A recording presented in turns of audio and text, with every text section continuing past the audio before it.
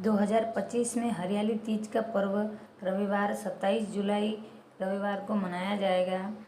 यह तिथि श्रावण मास की शुक्ल पक्ष की तृतीया तिथि को पड़ती है। तृतीया तिथि की शुरुआत 26 जुलाई की शाम लगभग 10:41 पर से होती है और 27 जुलाई की शाम 10:41 तक रहेगी।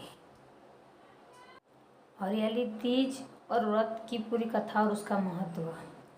पौराणिक कथा की और कहानियों में लिखा गया है कि हरियाली तीज व्रत कथा में प्रमुख रूप से माता पार्वती, गौरी और भगवान शिव की दिव्य और स्थायी प्रेम कहानी के वर्णन में माना जाता है कि माता पार्वती को अपने प्रेम भगवान शिव के साथ ने हेतु 108 जन्म तक तपस्या करनी पड़ी। अनंत 108 में जन्म पर ही शिवजी ने उन्होंने अपनी पतिव्रता रूप के स्वीकार किया और उनका विवाह हुआ।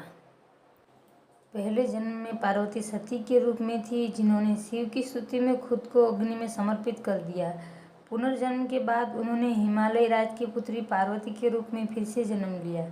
अपने 108 पूर्व जन्मों में उन्होंने तप, साधना और श्रम किया। 108वें जन्म में शिवजी को पति रूप में पाने हेतु उन्होंने शिवलिंग की स्थापना करी, गहरी भक्ति की।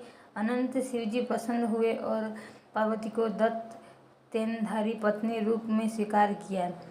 इस दिन की याद में हरियाली तीज मनाई जाती है। हरियाली तीज की पूजा विधि एवं नियम।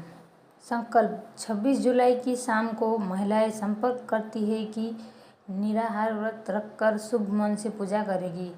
इसमें दिन भर भोजन और जल का त्याग होता है। पवित्र स्थान की तैयारी। 24 जुलाई सुबह को ब्रह्म मुहूर्त में स्नान करें। हरा रंग पोशाक जैसे साड़ी, बिंदी, मेहंदी, कंगन आदि से सुशोभित होकर 16 श्रृंगार करें।